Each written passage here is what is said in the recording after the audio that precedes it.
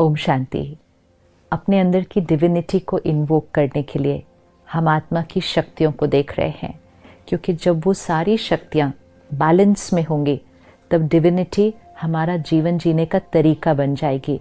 Purity in thoughts, purity in words and purity in behaviour. हर सोच, शब्द और कर्म दिव्य हो जाएगा, एक सत्युगी कर्म हो जाएगा।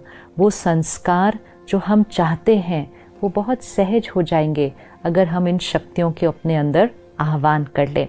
तो हमने पिछली बार देखा कि परखने की शक्ति, कि क्या सही है क्या नहीं है, क्या सच है क्या झूठ है।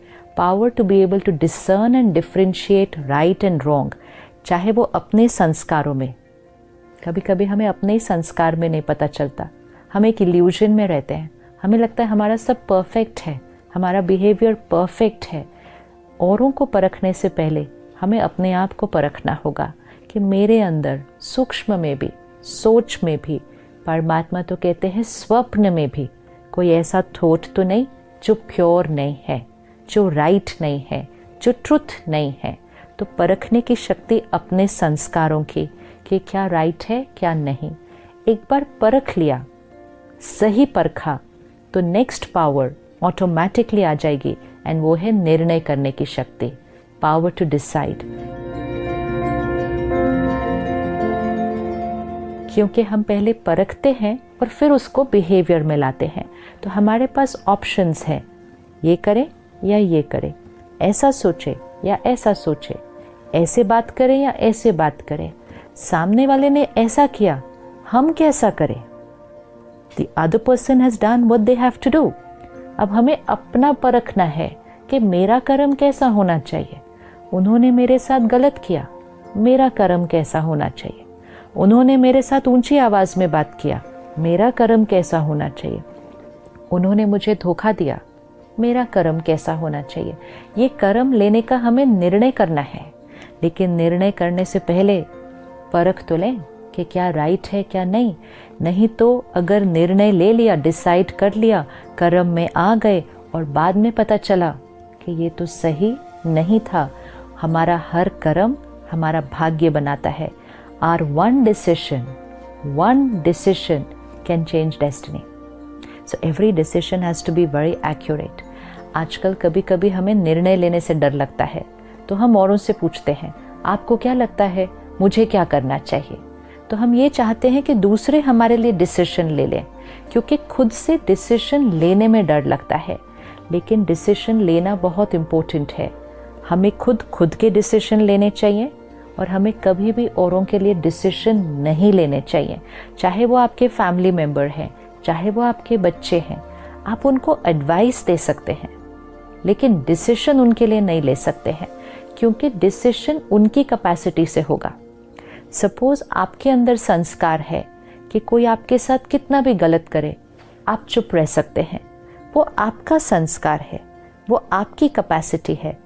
तो आपने वो डिसीजन लिया कि कोई कुछ भी करे, I will always keep quiet. That's your Karma, your decision. अगर किसी और ने आपसे आके पूछा कि उन्होंने मेरे साथ ना ऐसा किया है तो मुझे क्या करना चाहिए, और अगर आपने उसको एक सेकेंड में कह दिया आपको बिल्कुल चुप रहना चाहिए, आपको कुछ नहीं बोलना चाहिए ऊपर, तो वो आपने अपनी क्षमता का डिसीजन दे दिया विदाउट चेकिंग कि जिनको आप राय दे रहे हैं उनके पास वो कैपेसिटी है।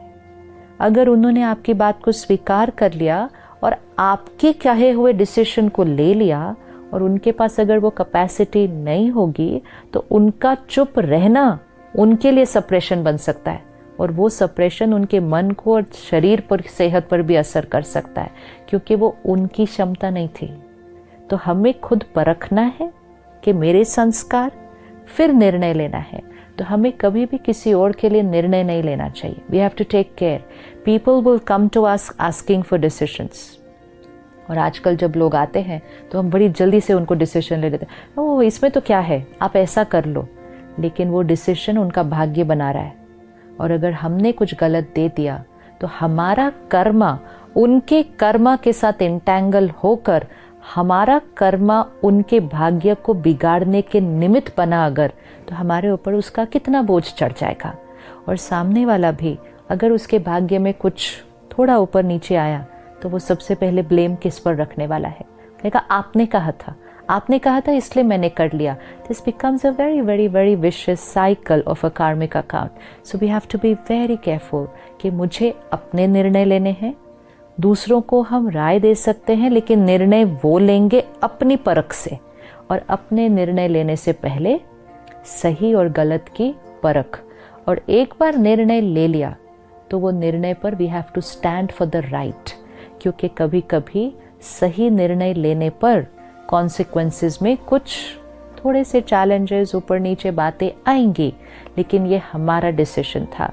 Once the soul is confident कि ये मेरा डिसीजन था, अब कुछ भी हो जाए हम उस सत्य से, उस सही से हटेंगे नहीं, क्योंकि ये हमारा डिसीजन था। तो आत्मा के अंदर वैल्यूज़ पर चलने की, अपने एथिक्स और प्रिंसिपल्स पर चलने की ताकत आ जाएगी, क्योंकि वो आत्मा अपने निर्णय खुद लेगी। लोग क्या कर रहे हैं, सब लोग क्या कह रहे हैं, दुनिया क्या मानती है, उस बेसिस पे डिसीजन नहीं लेते। अपने डिसीजन खुद लेते और अपने डिसीजन से अपना भाग्य बनाते हैं। हर डिसीजन लेते समय याद रखना, we are creating our destiny. हम अपना भाग्य लिख रहे हैं। ये सिर्फ एक निर्णय नहीं है, इस निर्णय का एक परिणाम आएगा। Every decision will have a consequence. तो डिसीजन लेने से पहले उस कॉन्सिक्वेंस को देखकर, उसको भी परख कर कि I am ready for this consequence, ताकि अपने ही डिसीजन का कभी भी चलते चलते रिग्रेट नहीं होना चाहिए कि ये मुझे नहीं करना चाहिए था, ये रिग्रेट नहीं होना चाहिए। दूसरे अगर हमें उस डिसीजन के लिए कुछ कहें तो उसमें परेशान होना नहीं चाहिए, क्योंकि हमने परख कर अच्छे से फिर डिसीजन लिया था। एक बार परख लिया, that decision is right for us even if we are standing alone. कुछ निर्णय ऐसे होंगे जिसमें हम अकेले खड़े होंगे, पूरी दुनिया दूसरी तरफ। ये मेरा डिसीजन है।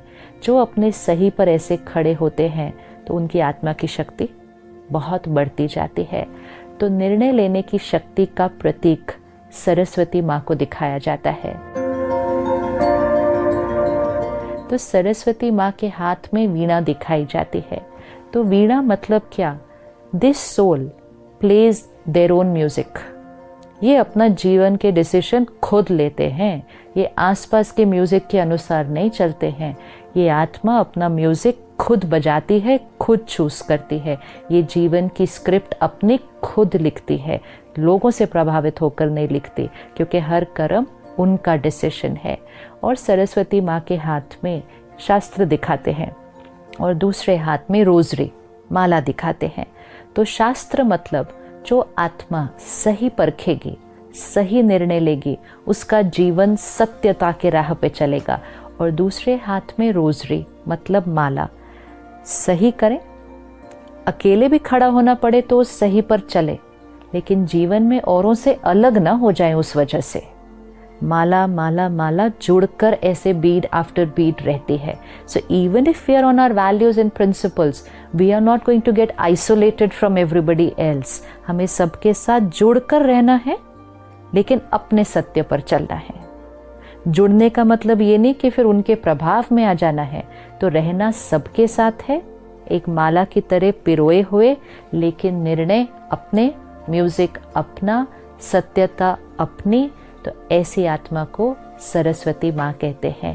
तो आज हम ये होमवर्क करें, चाहे छोटी सी बात हो कि कैसे रिस्पॉन्ड करना है इस सीन में, कैसे बिहेव करना है, या बहुत बड़ा डिसीजन हो आपके करियर का, आपके रिश्तों का, आपको कहाँ रहना है, जीवन को किस दिशा में लेकर जाना है। कोई भी निर्णय लेना है, पहले परखना है और चेक करना है इस निर्णय से मुझ आत्मा की शक्ति बढ़ती है